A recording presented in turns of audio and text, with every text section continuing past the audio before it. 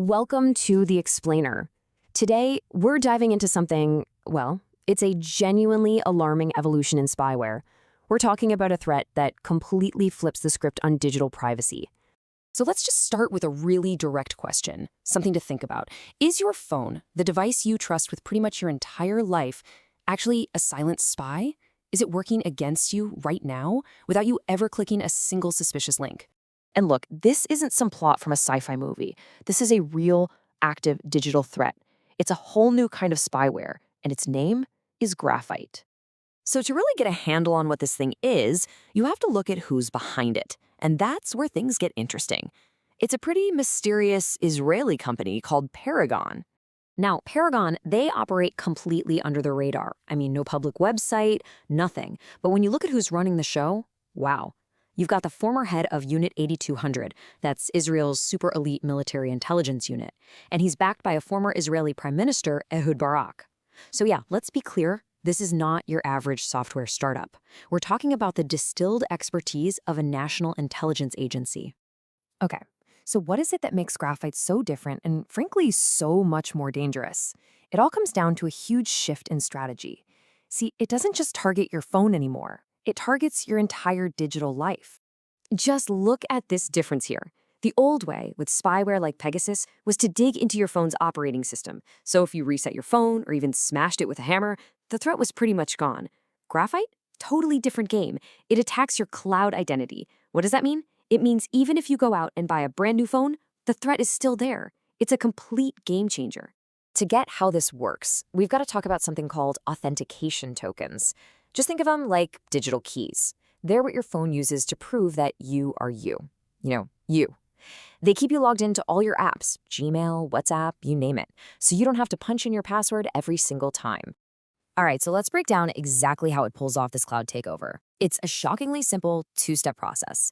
First, it gets onto your phone and steals those digital keys that we just talked about, your authentication tokens. And then, second, it does something brilliant and terrifying.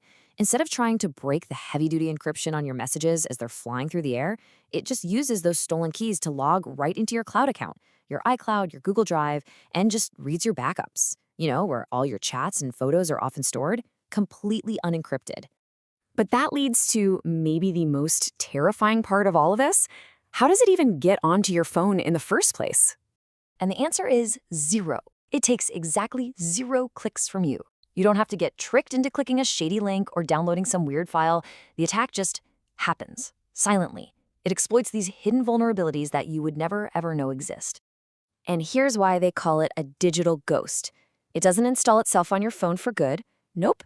It just lives in the temporary memory, grabs what it needs, those super important authentication tokens, and then poof, it completely vanishes the next time you restart your device. It leaves no fingerprints, no trace of the scene of the crime. And that brings us to this really chilling reality. Once those tokens are stolen, the attacker doesn't need your phone anymore, at all. They are you, digitally speaking. They can access your cloud from anywhere in the world. Which leads to this stark conclusion. You could literally throw your phone into the sea and it wouldn't matter. The attacker now owns your digital identity. Now, for their part, Paragon claims they only sell this stuff to allied governments and only with official approval. To fight terrorism and serious crime. But the evidence that's out there raises some pretty serious questions about that story. And look, this isn't happening in a vacuum. We've seen this exact playbook before, right? With NSO Group's Pegasus spyware. Remember that? It was found to be used against journalists and activists all over the world. And eventually, the company got blacklisted by the US government. The emergence of Graphite, well, it raises the exact same really troubling concerns. And we're not just speculating here. Evidence has actually surfaced that suggests its use goes way beyond fighting terrorists. There was a LinkedIn photo, which was deleted really fast, that accidentally showed a Graphite dashboard targeting a phone in the Czech Republic. On top of that, a Reuters report indicated the program was used against journalists and civil society members in over 20 countries. So all of this brings us to the ultimate takeaway. What does this new generation of spyware really mean for our personal privacy, for our sense of digital security? Well, it basically creates a whole new reality. Now, when you use your phone, sending your location, taking a picture, you kind of have to consider that there might be this invisible watcher. As one source put it so well, there's a cloud eye that may be your third companion, reading what you write and seeing what you photograph, and it's doing it all without ever leaving a trace. And so ultimately, this is the deeply unsettling question that a technology like graphite forces every single one of us to confront.